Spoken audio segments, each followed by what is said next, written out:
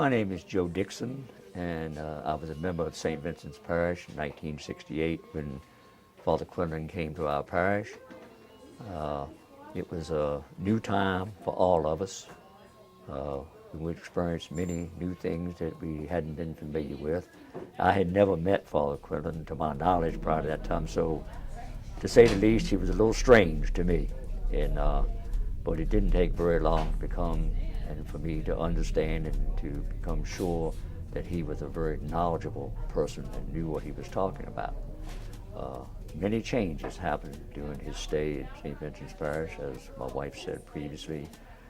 We merged with St. Alphonsus Parish, and it was a whole new day for our parish and parishioners of St. Vincent's and for St. Alphonsus.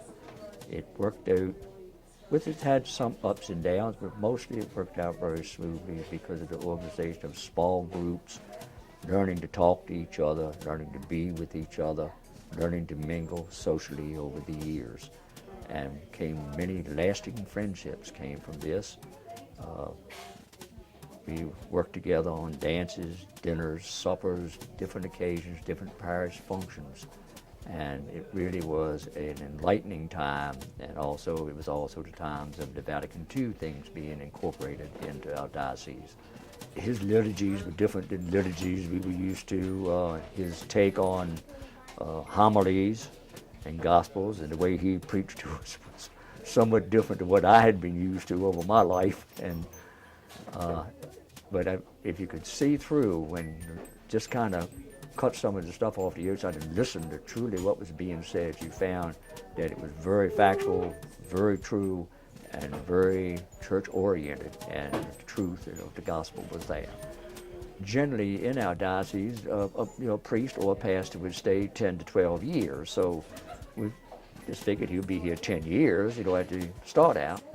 And it was really a surprise when he did leave after about 3 or 4 years, when he was transferred. But I thought, as far as I was happy with him. I had no problem. And the groups that were formed, the Christian family movement that was combined with the members from St. Alphonsus and the members from St. Vincent, we got along fine and had many discussions family-wise with the parents and all who had families. And so I was just very happy with it all. The social action approach, working with the poor, trying to get people to understand, and also the ecumenical things with other parishes that we could get going seemed to work out fine. That to me, and just his approach to the Catholic faith, to me, was a very enlightening experience, and continues to be today when I hear him speak. Just the way he hits you with it and gives it to you, and he cuts away the chaff on the outside and gets right to the essence of what needs to be said. Prior to him coming and to incorporating the Vatican II changes, I was just a sit-in-the-pew Catholic. I didn't get involved in too many things, probably didn't pay much attention to what was being said other than the basics. And he was able to really open up the mysteries of a whole lot of it to me, so that I had a much clearer picture of what my faith was about and what living my faith was about. He opened it up for me so that I truly could understand it much better, I think.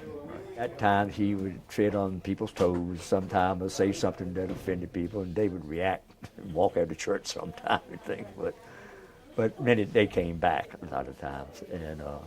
But it was just that when he would say something, right off the top of his head or something, sometimes people would take offense, but they would understand. And as my wife said, with the kids, sometimes the kids were sometimes a little afraid of him. We had 6 children, and he called my kids spoiled brats, and he said, what's this brat doing, or that brat, they couldn't understand it. But every one of them loves him today, and they think back on those times. So they were some of the things that I guess could be upsetting or bothersome to some. The only thing I can say to him is to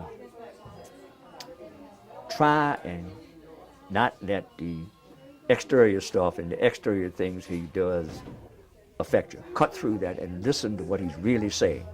The truth of the matter, when he's saying something, he may add some details on the outside or say, don't pay attention to this or don't that. But just listen and look for the core of what he's saying, and that is most important. And what he says is 99% of the time is the right thing. Well, you got a special message for TQ? Keep up the good work.